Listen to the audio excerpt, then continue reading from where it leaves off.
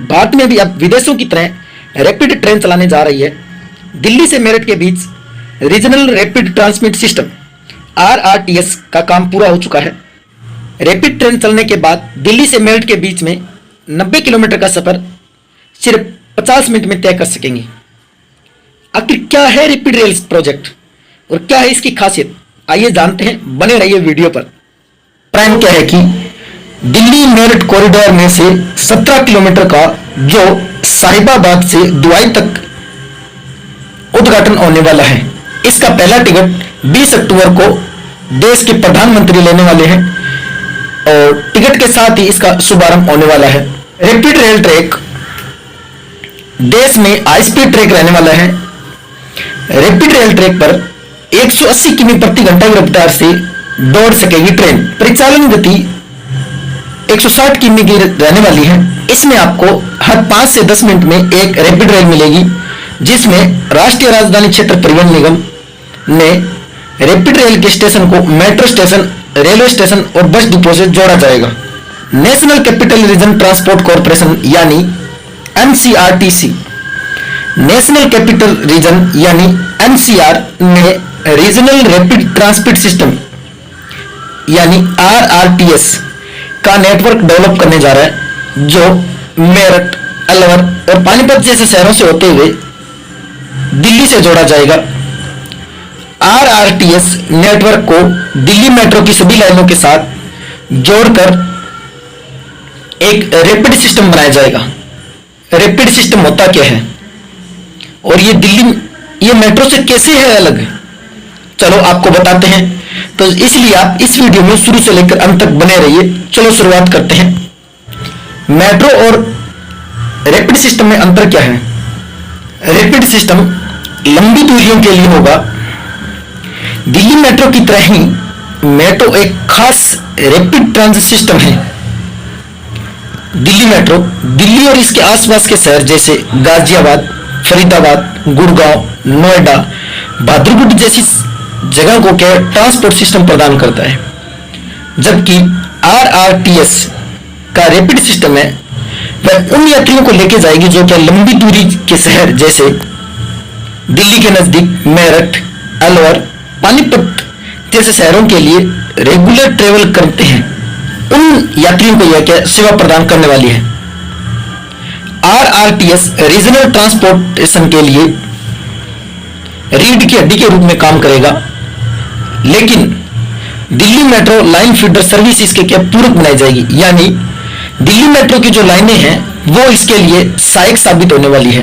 RRTS NCR में regional nodes को जोड़ने के लिए जोड़ने वाली एक नई dedicated high speed, high efficiency, आरामदायक कंप्यूटर सर्विस रहने वाली है। अभी मेट्रो और रैपिड सिस्टम में अंतर देख लेते हैं।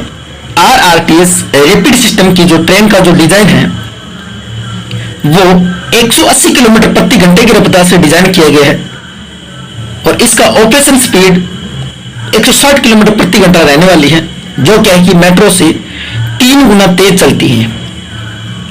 यह आपको 100 किलोमीटर का सफर 60 मिनट में तय करा देगी, जबकि लेकिन इसके विपरीत अगर मेट्रो का देखा जाए तो मेट्रो की जो डिजाइन गति है वो 90 किलोमीटर प्रति घंटे की रफ्तार से है, लेकिन इसका ऑपरेशन 80 किलोमीटर प्रति घंटे की रफ्तार से चलता है। इसके साथ ही रैपिड सिस्टम और मेट्रो से अलग इस प्रकार से रहने वाले हैं क्योंकि आपका मेट्रो के अंदर एक तो स्पीड कम है, दूसरा स्टॉपेज भी ज्यादा रहने वाला है, लेकिन रैपिड सिस्टम के अंदर स्टॉपेज कम और हाई स्पीड और लंबी दूरी रहने वाली है, जिससे पैसेंजर लंबी दूरी का सफर तय कर सकेंगे। लेकिन मेट्रो से केवल सिटी के अंदर ही या आसपास के शहर जैसे दिल्ली या दिल्ली NCR के क्षेत्र जैसे नोएडा को जोड़ने के लिए डिजाइन किया जाता है। अभी ट्रेवल टाइम भी कम हो जाएगा क्योंकि मेट्रो से रैपिड सिस्टम की स्पीड 3 गुना ज्यादा है, जिससे कि आपको 100 किलोमीटर का सफर ओनली फॉर 60 मिनट के अंदर आप तय कर पाएंगे। अभी आपको थोड़ा रैपिड सिस्टम का डिजाइन बता देते हैं। रैपिड सिस्टम का प्रोजेक्ट किस प्रकार से रहने वाला है।